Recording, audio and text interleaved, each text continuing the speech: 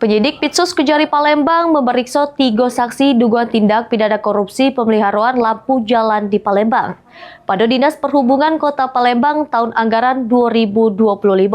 Sikok diantaranya anggota DPRD Palembang.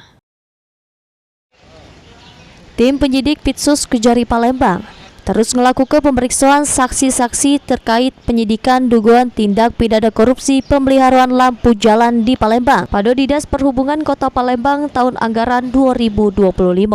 Dari informasi yang dihimpun pada Kamis 6 Agustus 2026, penyidik Pitsus memeriksa 3 wong saksi, yakni ASN Pemkot Palembang inisial KL, sama inisial HM dari Dishub Palembang. Sikok lagi anggota DPRD Kota Palembang. Sehingga sampai Mbak ini penyidik Pitsus sudah meriksa 72 saksi dari berbagai unsur. 9 diantaranya merupakan anggota DPRD Kota Palembang. Herwahyudi, PAL TV.